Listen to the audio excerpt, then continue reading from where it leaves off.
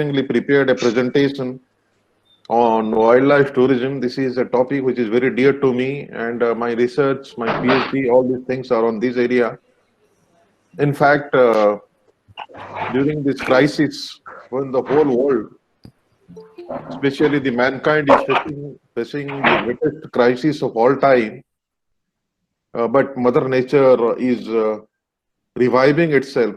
We are literally giving an opportunity to Mother Nature to revive itself.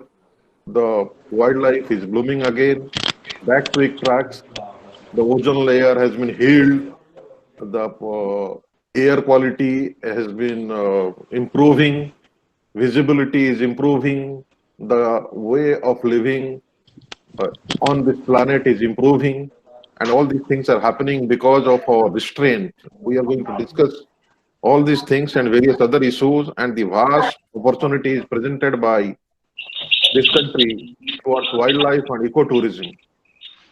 So I have a presentation for you people. I'll be sharing this presentation with you and hope you'll enjoy this. First of all, let us discuss, ladies and gentlemen, all my students from LPU and IITTM. Let us have a discussion on wildlife. What is wildlife or what is wilderness? Ordinarily, any form of undomesticated life, including flora and fauna. Both. When we talk about fauna only, tiger, lion, all these things are not only wildlife. Plants, all other bioorganisms, entire biodiversity is considered as wildlife. Okay.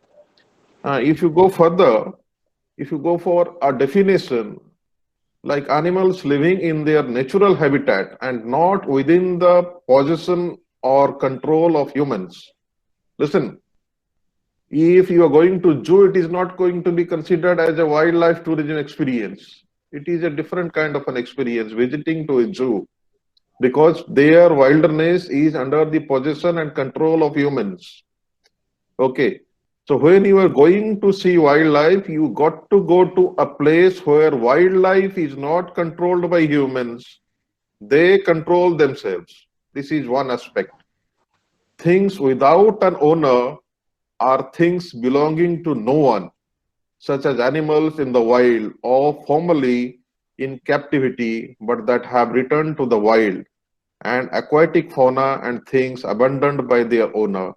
All these things available freely under the sun in Mother Nature as considered as wildlife. There are various other definitions given by various people. Uh, let us go to discuss about some major benefits of wilderness. Why should we see wildlife, protect wildlife? Uh, Let us see. Wildlife is an essential component of food chains. To maintain the food chain, it is essential. To maintain the nitrogen fixation chain, it is essential. To maintain the phosphorus chain, it is essential. Uh, Food webs, biochemical cycles, energy flow through various trophic labels, and preserve vitality and health of environment and provides vitality to various systems.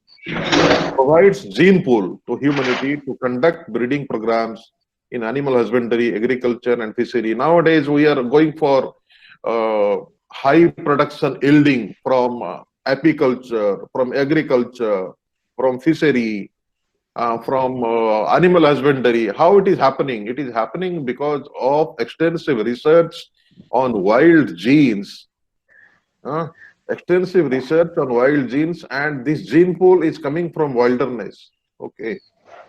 The importance of wilderness cannot be underestimated. We depend on wilderness for our survival, from the air we breathe to the wood we use, besides providing habitats for animals and livelihoods for humans.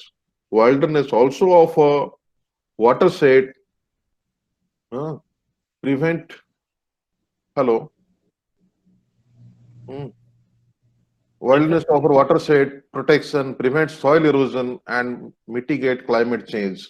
Okay. There are a lot of other issues also wilderness provides. Let's come back again to the definition. Uh, Wildlife tourism can be, that is another source of definition. This is from Caribbean Tourism Board. Okay. Wildlife tourism can be broadly defined as trips to destinations with the main purpose of visit being to observe the local flora and fauna. The main purpose is to visit and observe the local flora and fauna in their own settings. This therefore implies that wildlife tourism includes other niche markets such as bird watching, birding. It is also called birding. It is also part of wildlife tourism. Exploration of marine life such as whale watching is also considered as wildlife tourism.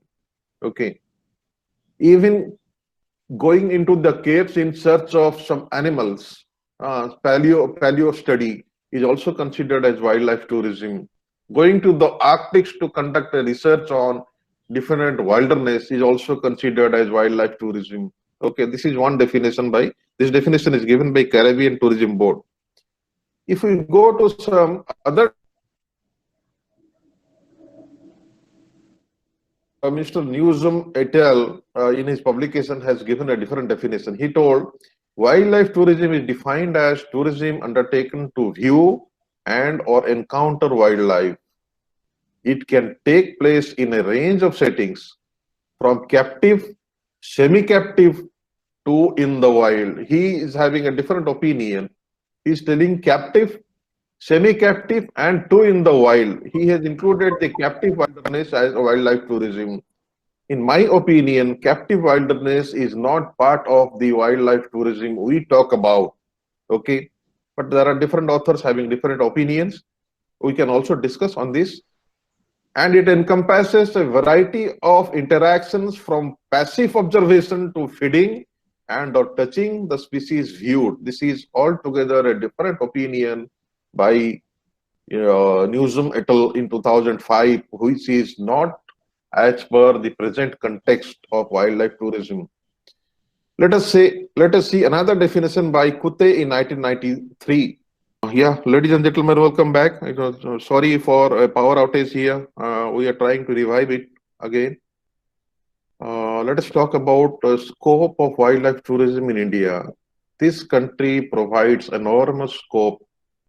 Almost all type of environmental setup is available in this country, and all kind and all varieties of flora and fauna are available, except for some fauna of the Arctics are not present here, like the penguins, the polar bear, the seals, but other things, almost all kind of flora and faunas are available. You will have desert ecosystems, you will have alpine ecosystems, you will have coastal ecosystems, you will have semi-arid, arid ecosystems, you would have tropical jungles, you will have evergreen tropical jungles, you have mangroves, you have all kind of ecosystems we'll be discussing.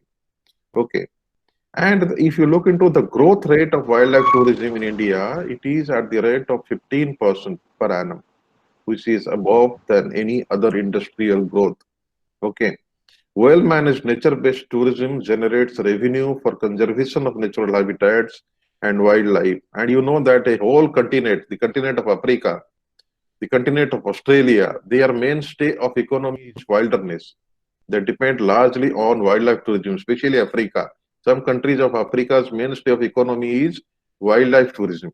Okay. And in this country, we have enormous resources. We have 104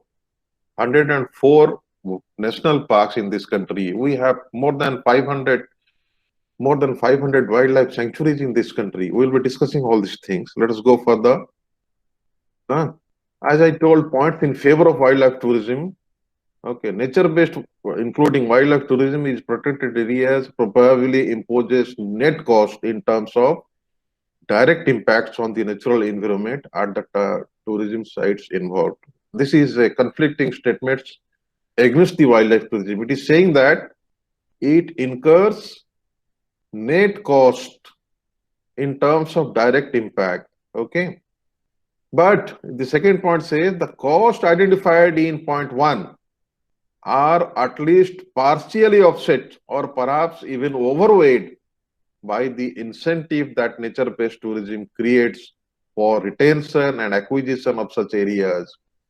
When we develop wildlife tourism and it became popular, people started coming to that area. The locality, the local population also started getting the benefit from wildlife tourism. A sense of conservation enters into the social setup. Everybody wants to protect the wilderness for a larger benefit. That way, we are able to protect biodiversity. These kind of examples are there in Kenya, in Zambia, in Uganda, in South Africa, in other parts, okay, and in India also, in some countries, some states. Government-owned wildlife tourism attractions and activities in India currently provide significant financial input into conservation in a few instances. Okay, then wildlife tourism appears to have led to some small scale shifts towards more conservation oriented land use and wildlife management practices outside of protected areas. Wildlife tourism is associated with significant practical contributions to the conservation. This is one aspect which cannot be ignored. It is helping in conservation. Okay. Now let us talk about some more points. The magnitude of benefit to wildlife associated with education provided as part of wildlife tourism are unknown. The nature and magnitude of cost and benefits of wildlife tourism to wildlife will vary according to many factors such as type of tourism activity, vulnerability of the wildlife population, effectiveness of interpretation, and conservation ethics of the operator. The nature and magnitude of cost and benefits of wildlife tourism depends on what? Vulnerability, sensitivity of the wild population. Okay, what kind of wilderness is more suitable for wildlife tourism, and there are certain kind of wilderness which is not suitable for wildlife tourism. You have to categorize. There are some animals who do not mind if there are little bit of infringement in their privacy from distance. But there are some animals, especially nocturnal animals, who cannot tolerate any kind of interventions in their habitat. So you have to, the specialist has to categorize and finalize where, in which place they have to undertake a particular type of wildlife activity. Okay. Wildlife population effectiveness of interpretation is also very important. Effectiveness of interpretation is very important in wildlife tourism. How wilderness is interpreted before the visitors.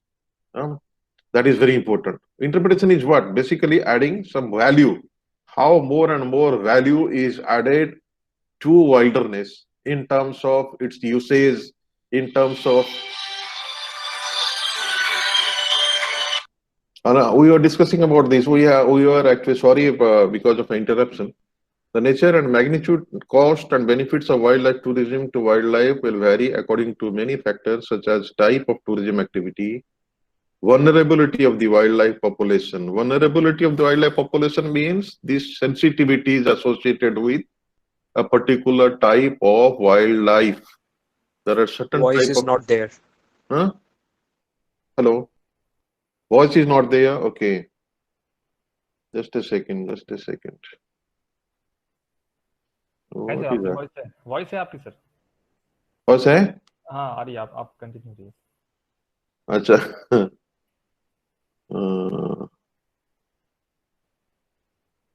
okay. Now let us come to the next point. Overall, it seems like that wildlife tourism in India probably has a small net positive effect on conservation at present, but this cannot be concluded with any certainty. A more definite and perhaps more important conclusion in terms of future development is that there appears to be substantial opportunity to enhance these benefits. Okay, let us go further. Let us talk about this diagram. Let us talk about this diagram. It is called the theme of wildlife tourism. How wildlife tourism revolves around and how it is all connected with each other. When we talk about wildlife tourism, the most prominent element of wildlife tourism is visitor And when we talk about visitor, it is their experience which matters the most. Why do people go to Africa? Because the experience in Africa, wild Africa, is much better in terms of wilderness. Why do people go to Australia? Because of the experience. Why India is not that popular in terms of wildlife experience? Because here we have not yet got the pulse of the essence of wildlife tourism, that is wildlife sighting. We fail to identify certain areas or certain activities or certain pastures or certain trails in our wildlife settings where people would be able to go for wildlife sightings. Okay, here in India, wildlife is seen by chance. In any setup, wildlife is always seen by chance, but the availability or sighting of wildlife in Africa, Australia, in Yellowstone, in some other parks, the sighting chances are much higher.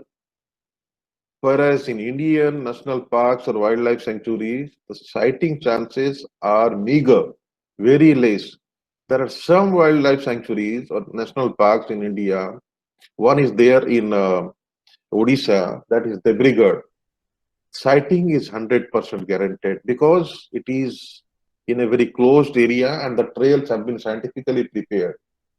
Some places like your wildlife sanctuaries in Rajasthan, Bharatpur, you go to Sariska, their sighting is guaranteed and they could get the pulse, and that's why Bharatpur and Sariska is very famous. Even sighting in Gir is also guaranteed because it is a grassland. So we have to look into this particular aspect, that we should ensure sighting for the visitors. If you will not ensure sighting for the visitor, you will not be able to popularize wildlife tourism. Okay. And wildlife tourism is also associated with the benefits of host community as well as their economics, the regional economics. Okay, it is closely interrelated. And visitor, the wildlife experience, host communities, economics, and wildlife impact and management. All these five components are closely interrelated. Okay, and effective management of all these five components would get into the success of wildlife tourism. Let us go further. Let us talk about wildlife tourism resources in India. Avinash, I'm audible? Hello? Yes, sir. Yes, sir. You're audible. Yeah. Wildlife tourism is a growing phenomena, particularly in emerging economies such as India. Purported benefits of this growth is tourism includes greater tourist interest in and support for conservation. Park records indicate that most tourists, 77%, are Indian nationals. If you take the records or statistics, you will find mainly wildlife tourism in India is concentrated around domestic tourists, 77%. A brief survey has been conducted with 500 people, Indian tourists, indicate that many were on their first visit to the park, say for example 72%, and are well educated. Then normally wildlife tourism is undertaken by a group of educated people, 84% with bachelor and master degrees. Most tourists, 85%, visited for less than 1 week and spent about 35,000 rupees, say about $500 on their visit. The main reason for visiting parks were opportunities to see nature, especially tiger and scenic beauty. 72% of tourists indicated that they are likely to return to the parks, but only 34% would be willing to visit the park if tigers are absent. 42% indicated willingness to pay higher gate fees. There is a need for increasing education and awareness on difficult realities of conservation in India. Okay, this is just a brief statistical inputs given to you people for a general idea. Let's talk about the protected areas, the classification of protected areas globally. Globally, International Union for Conservation of Nature They have categorized protected areas in a global scale. They are called category 1A, strict nature reserves. No kind of human interventions are allowed there, where restoration of wilderness is undertaken, scientific research are undertaken. General tourists are not allowed to those areas. Then category 1B, wilderness areas, these national parks. Category 3 is natural monument or features. Category 4 is habitat or species management areas. Then 5 is protected landscape or biospheres. And 6 is protected area with sustainable use of natural resources. Let us go further. Protected areas of India. The protected areas of India, we are talking about the scopes of wildlife tourism here, is about 1,60,999 square kilometer, okay, of the total surface area, 4.95%. There are 4 categories of protected areas in India constituted under the provisions of Wildlife Protection Act 72. The tiger reserves are constituted by including the areas of national parks and wildlife sanctuaries. There are 50 tiger reserves in India. Remember, 50 tiger reserves in India. Protected areas of India, category wise, if you see, national parks 104, wildlife sanctuaries 551, conservation areas 88, community reserves 127, and there are 11 biosphere reserves. These are all Nilgiri, Gulf of Mannar, Sundarban, Nanda Devi, Norkek, Panchmarai, Simlipal, Amarkantak. These are all. Then summary of existing protected area network in India. Let us see. The entire figure is given here. Okay. Now let us go further. Faunal species diversity in India. We have about 350 species of mammals, 1224 species of birds, 408 species of reptiles, 197 species of amphibians, 2546 species of fishes, 71389 invertebrates, and flora is about 15,000 species. Okay, and the percentages are given here. We have about 7.6% of mammals of the world, 12.6 of birds. Let us go further. These are all list of biosphere reserves here. Detailed list is given here. As I've told you, there are 18 biosphere reserves and different. And there is a need to clarify one thing among you people as young students.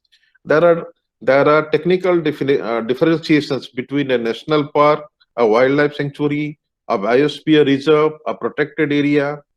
Normally, when we call a national park is a protected area designated by act of the parliament. Okay. And no kind of human interference is allowed inside a national park. And when we talk about wildlife sanctuary is declared by an act of the state legislature. Wildlife sanctuary is declared by an act of the state legislature, and controlled human interference are allowed inside the wildlife sanctuary. And wildlife sanctuary is always dedicated to a particular species or a particular class. Okay, like bird sanctuary, like elephant sanctuary, like deer sanctuary, or like a leopard sanctuary. This way, in a particular species specific. Whereas national park is not species specific; it is mixed. It is for a combination of species. When we talk about biosphere reserve is a macro phenomena, a bigger phenomena. Biosphere reserve, in case of a biosphere reserve, both the anthropocentric and biocentric biodiversities were allowed to coexist. And when I say this, I mean the aboriginal communities living inside the forest, the tribals, and their economic livelihood associated with the forest is allowed in a biosphere reserve, because they are living inside the wilderness from time immemorial, and they know how to live with the wilderness and they also revere wilderness instead of harming the wilderness.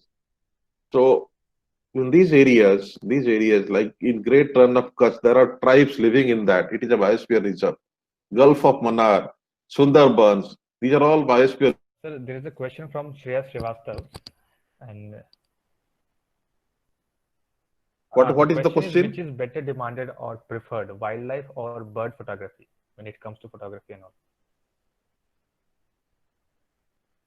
It depends upon the individual interest actually. Bird photography requires lots of equipments and lots of patience and time, and it is seasonal in nature. Okay. Anyway, wildlife photography is also by chance because wildlife normally do not pose before you to take a photograph. You have to hide on a strategic point, wait for the opportune moment to click the best shot. Okay. So asking a question like which is better, bird photography or wildlife photography, I think both are better. It depends on individual interest. But bird photography requires lots of equipments, high range equipments, because in case of bird photography, you have to capture the bird from a very distant place. You need long range lens, various other equipments, and to catch the sound of the bird also, you need parabola and lot of other equipments. There are questions Again, there is next question from from Saurabh Shamil. Sharma. How can we promote wildlife tourism in India in an effective way? Well, it's a general question. The effective way is you have to, as I have told you from the beginning, the effective way is you will have to find out how you can ensure better sighting by identifying such places or pastures inside a sanctuary which will give the better chance of wildlife sighting. Okay. And second, you have to facilitate how one could assess a wildlife sanctuary, because many people do not know how to access different wildlife sanctuaries. And the process of getting pass or entry ticket in India to a wildlife sanctuary is cumbersome. Government of Odisha has taken an initiative in this regard, and there is a portal opened by Government of Odisha called EcoTour. Now it is just a click away. You can book a wildlife visit to the wildlife sanctuary and other activities. Similar kind of activities have been initiated in Rajasthan. Rajasthan is one state where it is very organized. Little a bit of organization is also there in Uttarakhand, but other states of India, it is very poor. We have to initiate the process of entry. Should not be cumbersome, it should be easy. People can sit and book a journey from their home, and safety and security issues are a major concern among the visitors. They have to be, that has to be addressed, and adequate advertisements has to be done by the protection authorities, by the government, by private entrepreneurs to popularize Indian wilderness sites. Then only you can go ahead. Huh? Yes. Huh? Now, yes, somebody is there from Yeah. your university. Yes, sir. There's a question from a student from first year. She wants to know Yeah. about which sort of opportunities are there for tourism students in wildlife tourism. Opportunities are there for you to start with as an entrepreneur. You can start small packages to wildlife sites on your own. You can be a small tour operator specializing in wildlife tourism tour operations. First, go for a recce to the nearby wildlife sanctuary. Plan out a package. Plan out a package. Float the package in the internet. Invite clients and start with a small group or even FITs. Okay, slowly, slowly, you will be able to learn the trick of the trade, and go on a bigger way by establishing one agency specializing in wildlife tourism. This is one aspect. Second is you can work as an escort, wildlife escort in already established travel agencies, guide or escort, or a tour manager. Okay. Third is you can establish a camping site. You can establish a camping site around the wildlife sanctuary, give options to people to come and stay at your camp and organize treks inside the sanctuary. Fourth is it can give you opportunities for wildlife photography. It is a highly remunerative profession. Okay, wildlife photography is a highly remunerative profession, and if you can click better pictures, you can be billionaires. And there are other opportunities also, but you start from a small beginning. Let us go. Yes. Is it okay? Yes. Praful Sharda. Pranjul Sharda is the boy. Okay. No, she's a girl. Sir. Okay. Sorry. Okay, fine. Okay. Again, there are another questions. So what are the threats of wildlife tourism? And Yeah, threats of wildlife tourism we'll be discussing. Yes, we have not yet discussed. Yeah. We are going back to the discussion again. Huh? Exactly. We are going back to the discussion again. Okay, let us give a break to the question answer. Then we'll have the question answer session at the end. Let us go back to the presentation. I request all of you. Huh?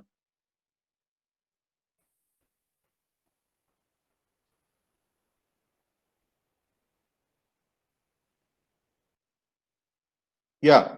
Hello, Avinash. Yes, sir. Please continue. You were able to see the presentation. All Yes. of them are able to see. Yeah. Let us discuss about the do's and don'ts of staying safe around wildlife. Okay, what you have to do. Don't stray out of the trail. This is the number one guideline. Whatever is the stipulated trail, stick to the trail. There would be moments where you feel like running towards a particular animal. You feel like going very close. Do not do that. If you do that, you may land up in trouble. It will be dangerous for you and as well as your fellow companions. Especially in a safari, stick to your trail. Do not go beyond your trail. This is the number one thing you should remember. Number two, do not go out of your vehicles. It is always dangerous. You must have seen videos shared in social medias. People are venturing out of their vehicles, trying to get closer to a wild animal, and they are being attacked by wild animals. Rules are not always meant to be broken. People do have a tendency, especially in wildlife tourism, normally people go and they have a tendency to break the rules, break free. And in case of wildlife tourism, do not try to do that.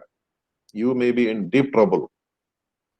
Number three, do not try to feed animals. There are animals who may come to you very near.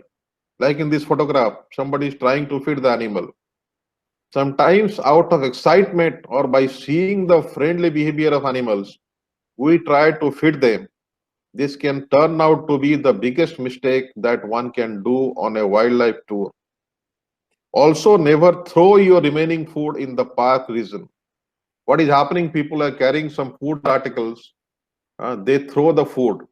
But animals are having a natural instinct. They look for their own food. They have a particular way to find out their own food.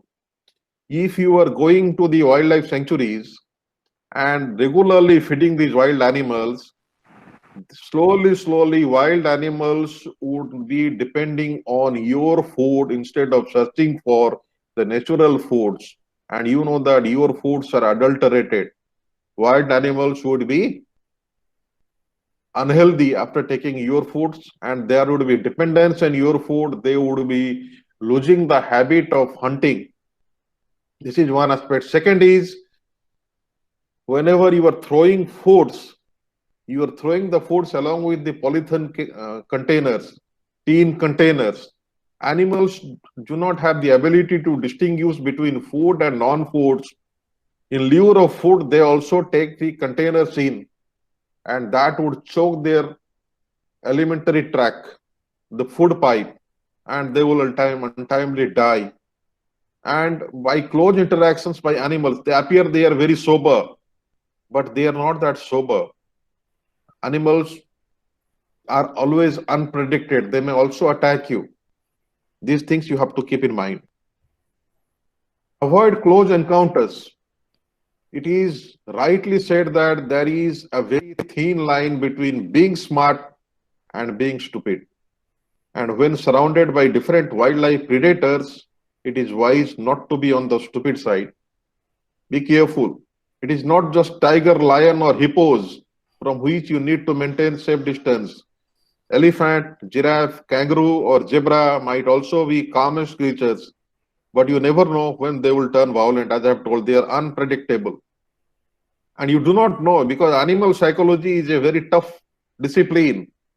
You do not know what gestures a particular animal is showing, whether it is attack gesture or it is a sober gesture. You need to be an expert to understand animal psychology, their behavioral pattern.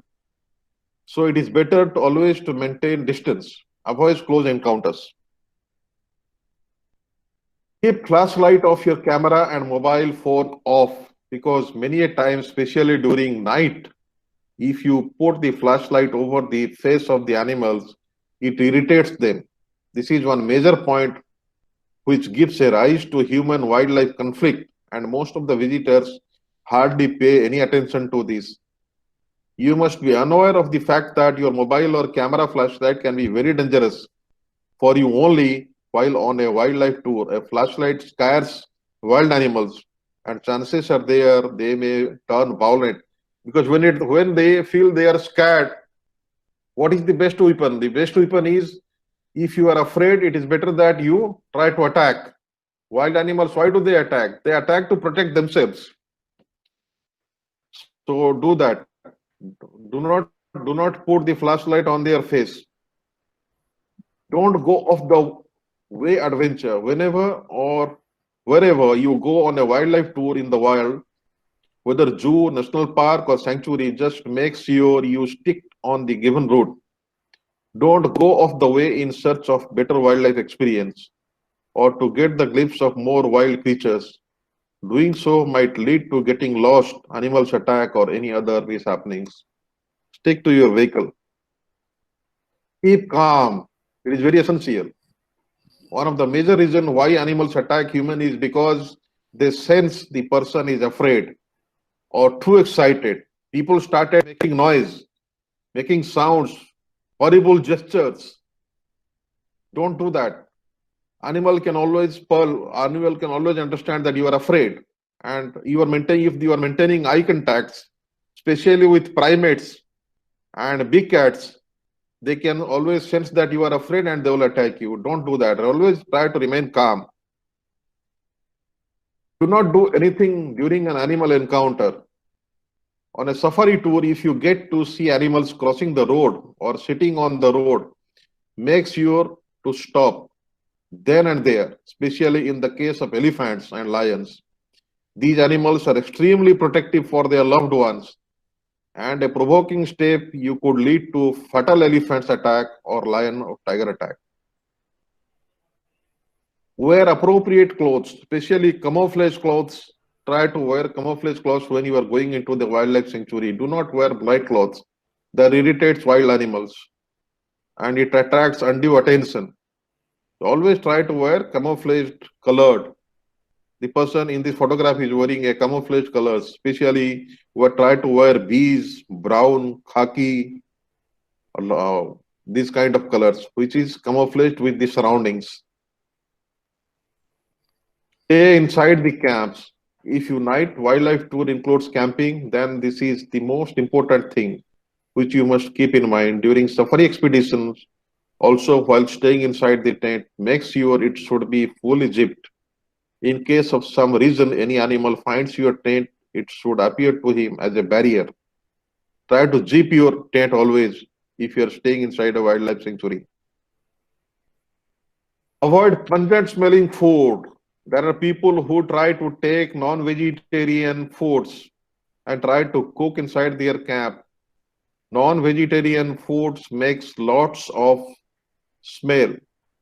This may invite wild animals to your camping sites, and while you are asleep, somebody would venture into your camp in search of food because it smells and draw them. It is always advisable to try to carry packed foods which doesn't smell normally and suffice with that only while you are on a wildlife tour instead of cooking. And always try to keep a flashlight for nights. Keep a flashlight with you. Wild animals get scared and stay away normally. Stay in groups. A number of visitors take the instruction of staying in groups casually.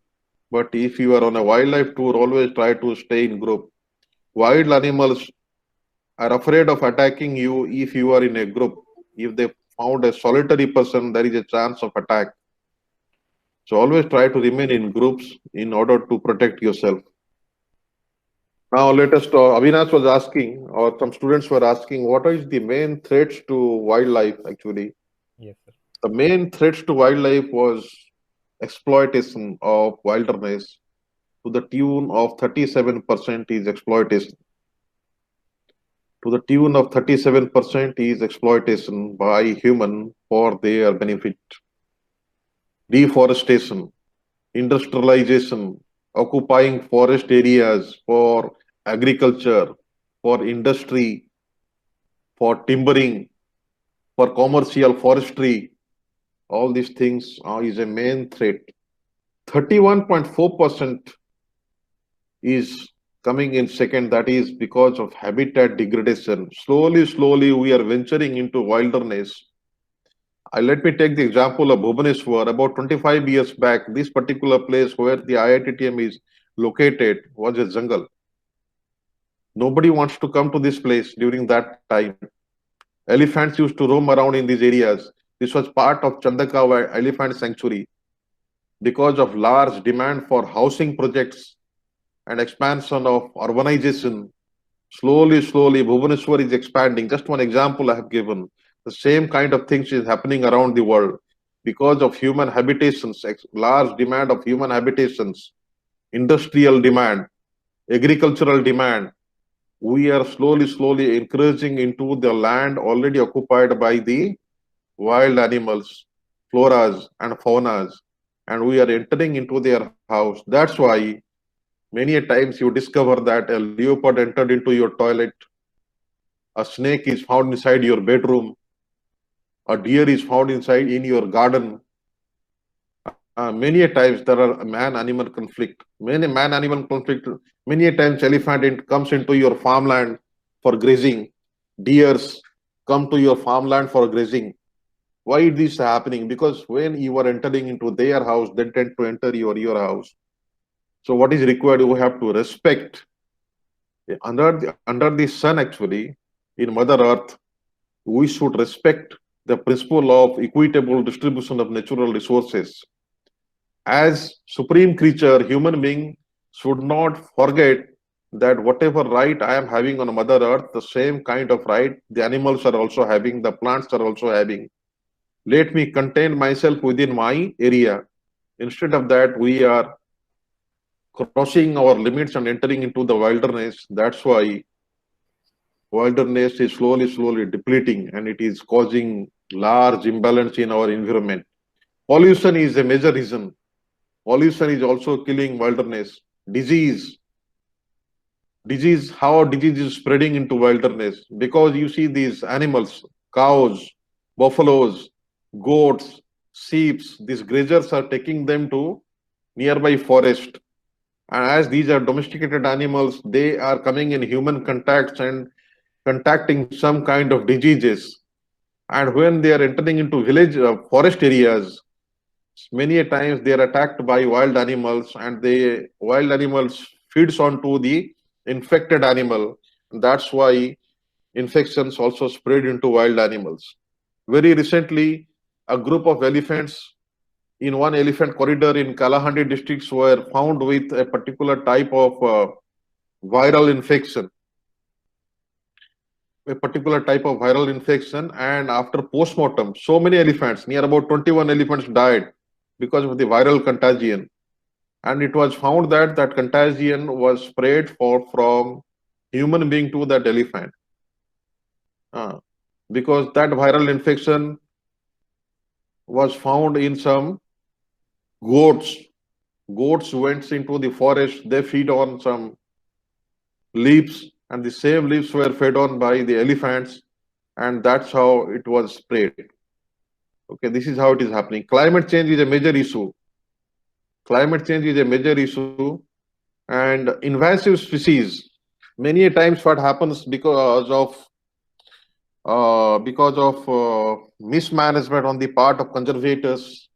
Many times, some species which were not conducive on a particular setup were introduced. Very recently, about 2-3 years back or 5 years back, when the Akhilesh Yadav regime was there in Uttar Pradesh, they bought some lion from Gir and tried to keep the lions in Uttar Pradesh in one sanctuary.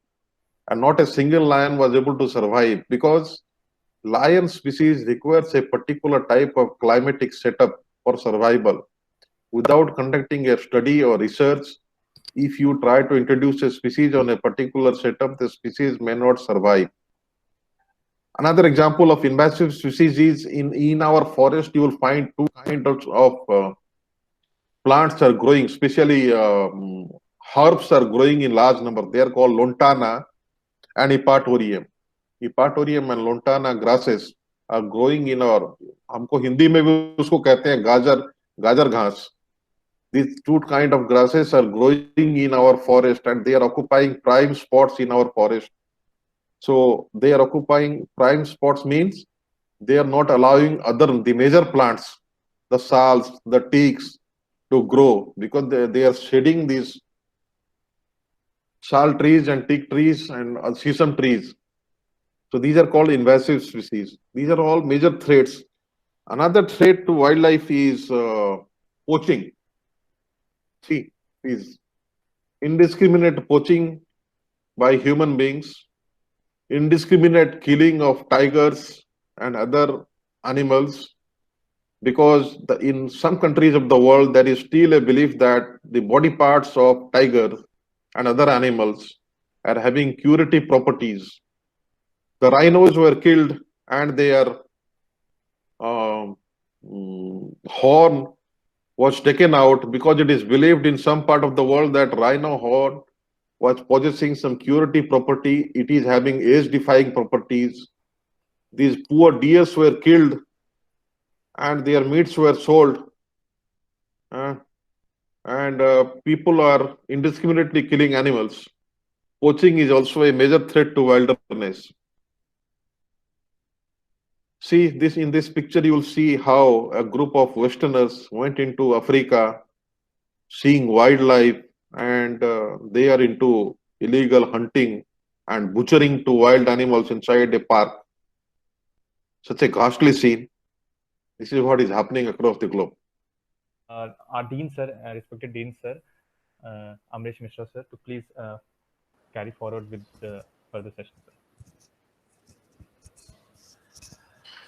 Thank you, Dr. Sabir. Thank you so much for enlightening all of us. Good afternoon, sir. Very good afternoon. Actually, there were a lot of network issues. I'm very sorry. That happens. That happens in all the advancement of technology. These things are ought to happen, and I'm sure you carried out pretty well. And thank you for enlightening us. And of course, I tried a little bit. Let us see, sir. I don't know.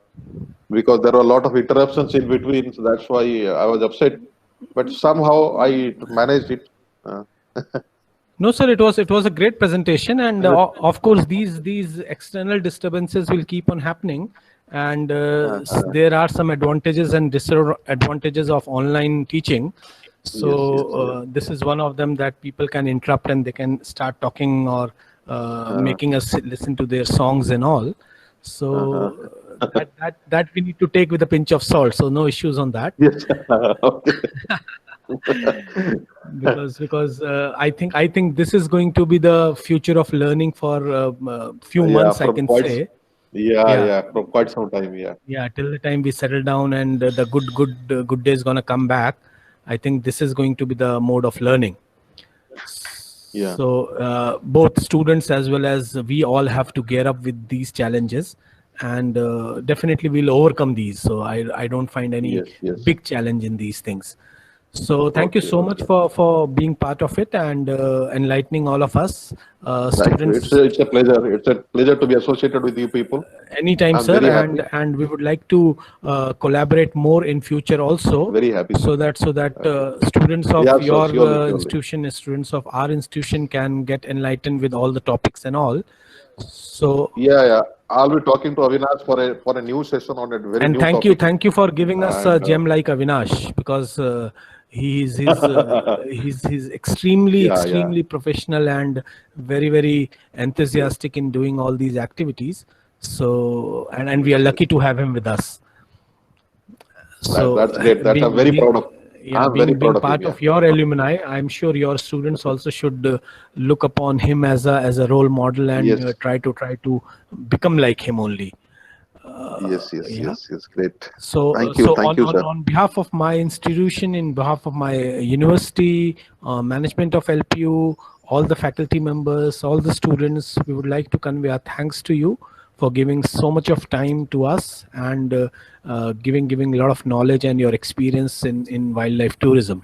I would also like Pleasure to is all mine, sir. I would Pleasure also is all like to mine, sir. thank all your students who were here, who were attending Okay. this presentation.